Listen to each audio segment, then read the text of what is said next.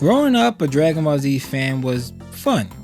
I remember kids at school screaming like maniacs just to charge up their energy just to go to lunch. It was fun times. Despite that, there was always a few things about Dragon Ball Z that always annoyed me. The first and most obvious one is the writer's dedication to humiliating Vegeta at every chance they had.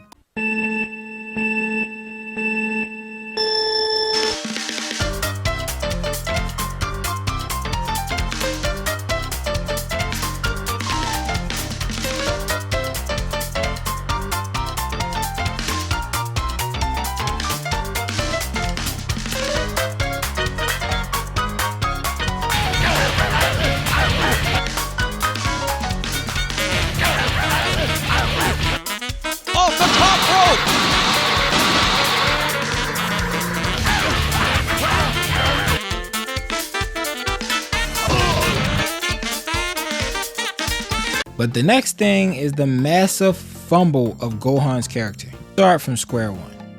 When Gohan was introduced into Dragon Ball Z, he was about 4.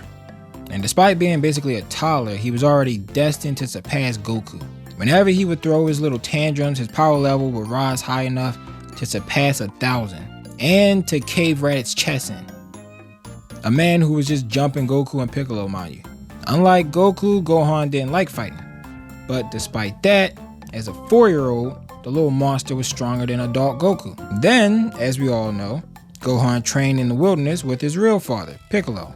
And when Vegeta defeated Goku, and yes, in the first fight, Vegeta defeated Goku, wrung him out like a washcloth, it was the chosen one, Gohan, who saved Goku. Oh, and Krillin, who turned into John Wick all of a sudden. But yeah, bro was a prodigy. The writers had foreshadowed Gohan eventually being the strongest. Skip ahead to the Android saga, and Goku had officially passed down the torch to Gohan. For the first time, it was someone other than Goku who defeated the main villain and saved the world. Not to mention the fact that Gohan headlined his own movie when he packed up Bojack. He had seemingly finally become the main hero for the planet Earth. It was finally his time to shine. So, for the following 7 years after defeating Cell, Gohan had been studying at home. And even after neglecting his training for 7 years, Gohan was still capable of going Super Saiyan. I mean, sure, his senses dulled and he couldn't ascend to Super Saiyan 2, but he still had his instincts. This makes sense for Gohan, since he never wanted to fight anyway. Despite that, high school Gohan wasn't completely opposed to fighting villains to save people. You see, this Gohan wasn't scary like a certain other adaptation of the character. Bro even became a whole superhero. Alright, my man's dead ass was living like Spider-Man in the Dragon Ball Z world. This is one of the main reasons why I love Gohan. Every idea for Gohan's character was fresh and original. Dude even agreed to compete in the World Martial Arts Tournament after getting blackmailed by Videl, but that's besides the point.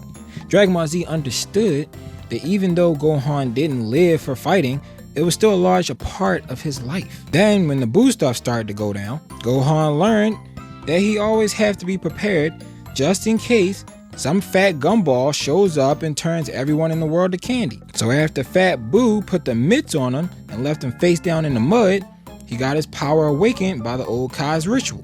And I'm just gonna say, this had to be the most brilliant decision Dragon Ball has ever made. All of the other characters were always chasing the next transformation, but not Gohan. My man's pulled up to the canyon in base form, then proceeded to beat the brakes off of Majin Buu. Note, at this point Gohan is much stronger than Super Saiyan 3 Goku, and he had the ability to access all of his potential without transformations. Once again, Gohan was the most unique character on the show. Now, they wanted Goku to eventually save the day, so they made a man with superhuman speed and reaction time unable to catch, so he got absorbed. But that doesn't change the fact that he was still the strongest Z fighter by the end of the series. After the end of Dragon Ball Z and Dragon Ball GT, I, like most people, was extremely hyped for the return of Dragon Ball. You see, I believe that there was a vast galaxy of strong warriors to explore. You know, since we've seen how strong Pikkon was, the top fighter from the West Quadrant.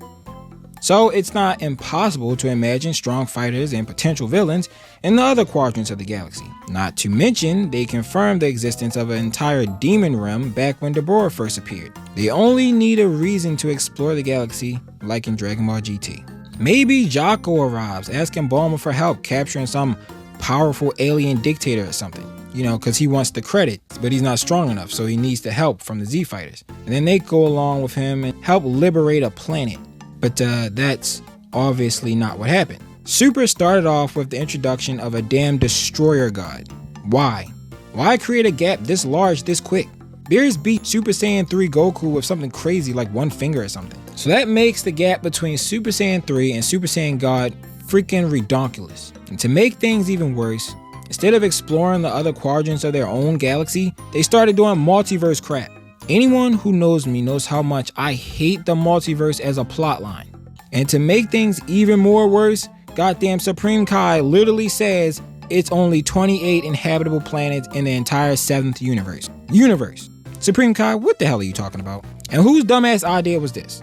Why in Zeno's name would anyone put this type of limitation on their galaxy? A galaxy which typically has hundreds of billions of solar systems, and there's an infinite amount of galaxies in a universe. So yeah, you don't need to do multiverse nonsense to have a galactic adventure.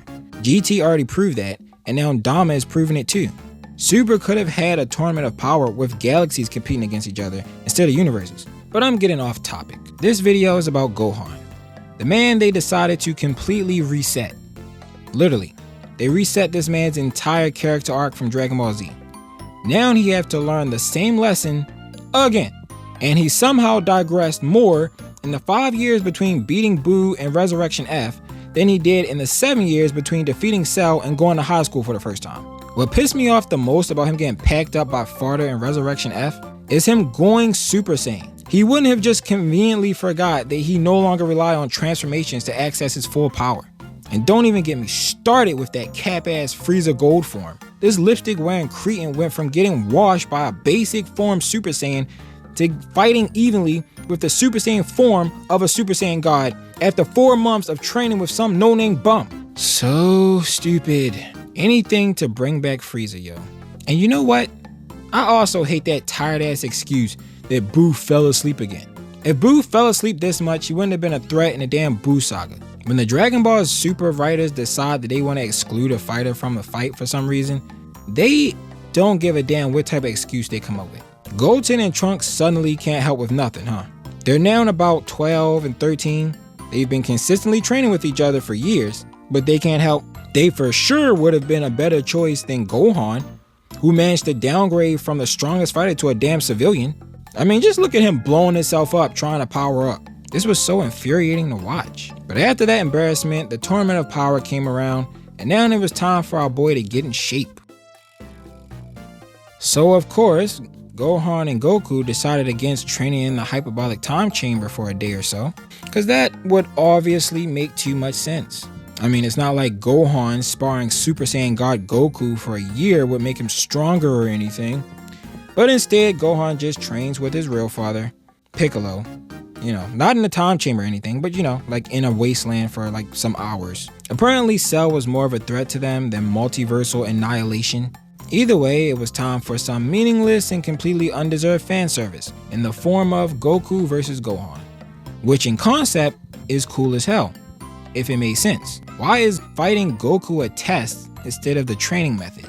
They wanted this corny ass nostalgia of Piccolo training Gohan so bad, they were willing to pretend that Goku would just completely neglect to train his own son. I mean, let's be real. Goku was a complete nutcase throughout the entirety of Dragon Ball Super. But making Gohan the team captain and choosing to train with literally everybody else first is just crazy. He would never overlook the third strongest Z fighter. Now, he should have been training with Gohan. But no, Dragon Ball Super is nostalgia of the damn show. Mind you, they only had 40 hours and the fights from the Xeno Expo to prepare for the actual tournament. That is not enough for Gohan to go from this to this. But nah, he fight that dumb dog. Since Gohan hadn't fought in such a long time, it's the perfect training for him. And train with Piccolo for some hours, and suddenly they talking about he's back to normal. If that's all it took, then he should have been much stronger when fighting the damn Frieza Force, don't you think? The least they could have done was have him and Piccolo go into the hyperbolic time chamber, maybe for like 12 hours, which is about 6 months in there.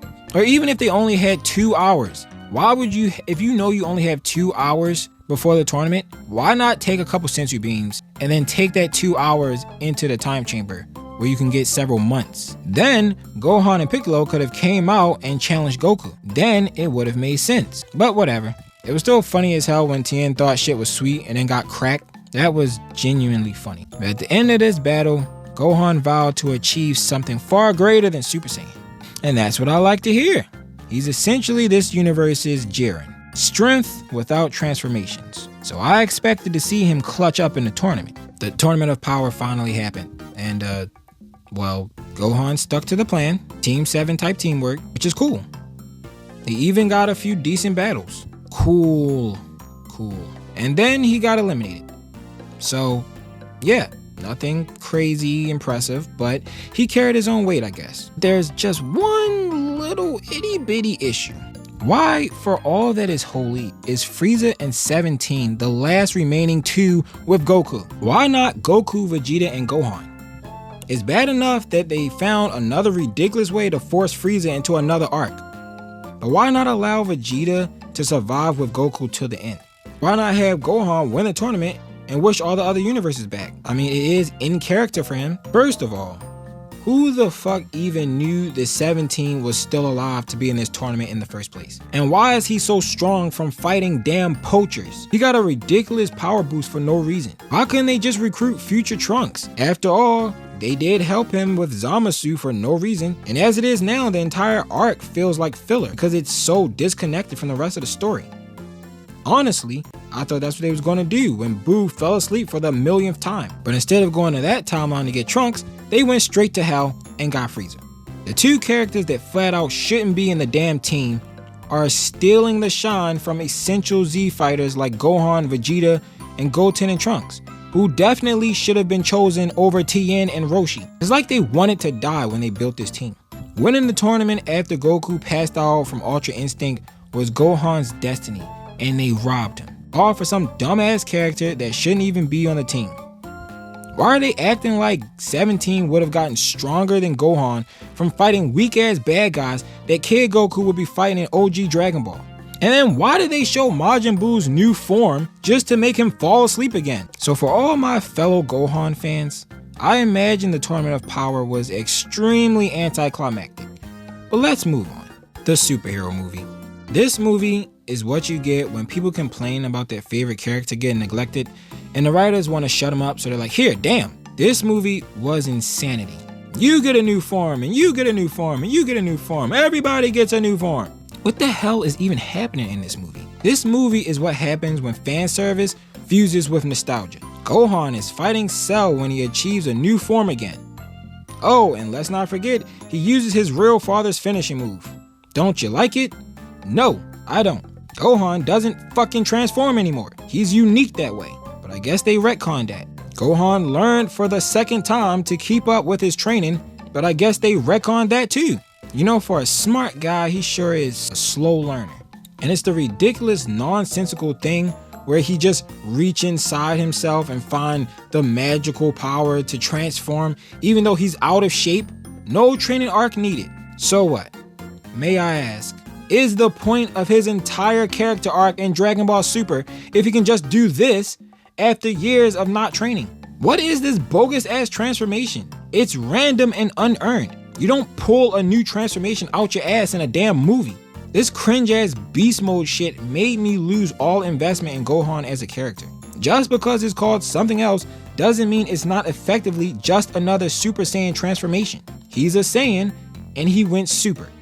Only his hair is white instead of gold, blue, or red. It's a new type of Super Saiyan, bro. I know somebody understands what I'm saying. He's a Saiyan and he transformed into a super version of himself. So no matter what you call it, this transformation operates the same as any other Super Saiyan transformation. So he's the same as everyone else again. But let's get to what originally inspired me to make this video. Dama. Yes, it's interesting, beautifully animated, and finally exploring the other parts of the galaxy. Finally! I like it so far, honestly. Except I noticed one thing. It takes place not too long after the Boo saga. I think about a year or so. So, where's Gohan? He's not even in the show so far. And if the intro is an indicator, which it usually is, he won't be relevant at all. He's the strongest Z fighter at this time. He surpassed Super Saiyan 3. Why ain't he in the show? It seemed like it's gonna mainly follow Goku and Vegeta, which is cool, but no one would be overlooking Gohan right now. Even with a whole year of straight chilling, I'm talking 12 straight hours of Fortnite and Cheetos for breakfast, lunch, and dinner, Gohan still solos the Z fighters right now. He's still the strongest. Cut the cat.